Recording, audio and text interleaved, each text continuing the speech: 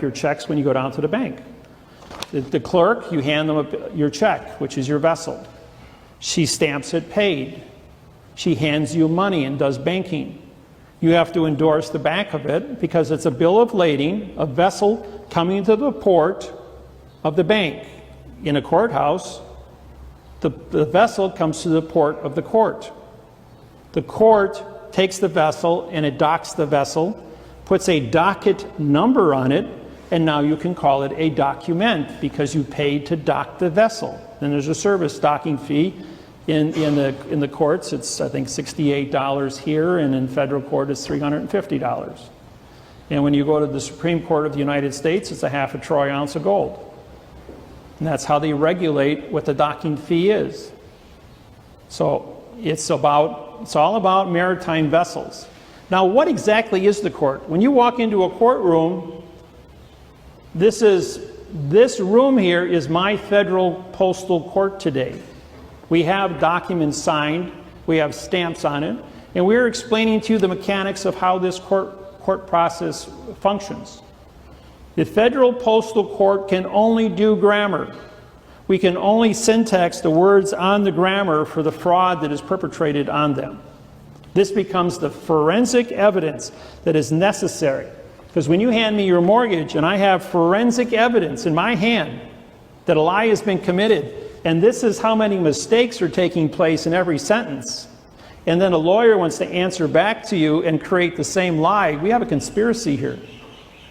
A conspiracy under Title 18, 1001, which is fictitious conveyance of language, Title 15, Section 1692E, which is false and misleading statements, carries a $25 million fine and 30 years in prison, Title 15, Section 78FF.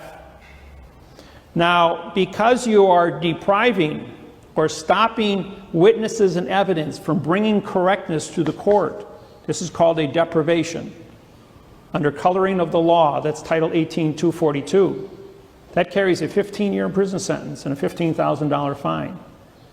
Perjury is a $5,000 fine and 5 years in prison. Fictitious conveyance of language is a 10-year, $10,000 fine. When you take and you deprive someone and reduce them through trickery, through this kind of trickery, it's called racketeering or RICO.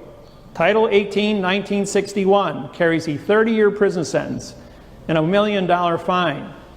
And because you send it through this goes through the mail, and the bank is sending you invoices which are fraud as this are through the mail and asking you for money, that's mail fraud. That's Title 18, 1341.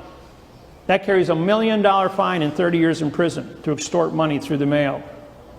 When you get done with this, you got a 62-year prison sentence and about $32 million total in fines that are going to be accumulated. All based on physical evidence. This is where you got to go out and prove you got a sore back or you got a bent fender on your car. These are written words on a piece of paper as forensic evidence.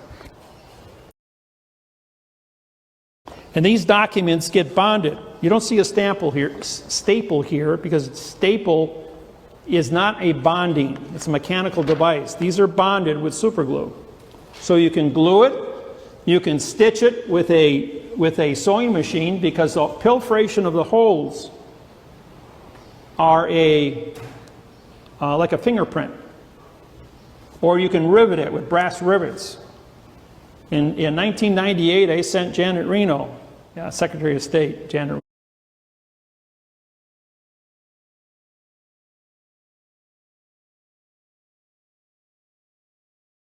Reno, a letter about her false and misleading statements. She sent me back 2 sheets of paper with 6 3/8-inch diameter brass rivets to hold 2 sheets of paper together. She says, "You want to talk about maritime bonding? Well, here's maritime bonding." Only person in my entire career that 34 years that ever used brass rivets. But it just shows that she understood maritime law. So the bank goes ahead and they take your Social Security money and they lend it to you. The bank does not have title to the property. They do not have a note because it's been written in modified grammar and all the numbers are boxed. They don't have a contract because it's bastardized, written in fiction language. This is straight lines and curved lines on a piece of paper called ART, A-R-T, which is a vowel and 2 consonants, which means no contract. So therefore, if you put things in perspective, the end that when they're using their words called real property, RE being no contract, and property being no person's contract, they're telling you, they're advertising to you through parse that we have no contracts here, that you are a nothing. We normally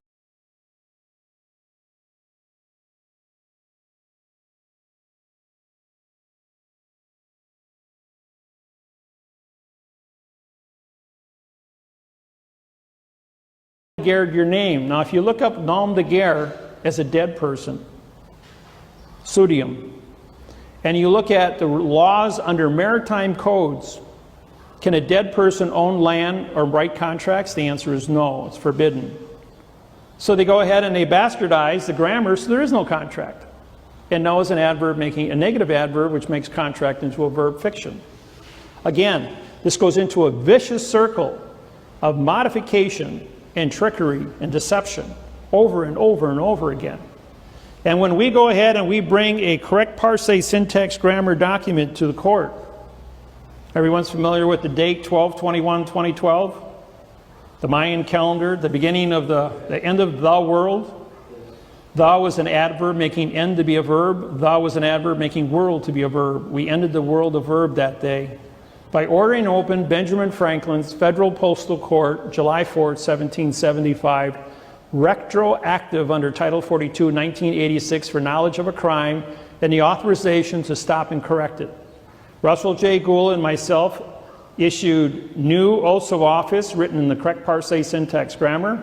As 2, we make corporation, and we also issued a new bank charter and a new court charter of how grammar will be used in a correct parse syntax grammar format to decisions on what documents are being filed in the court system.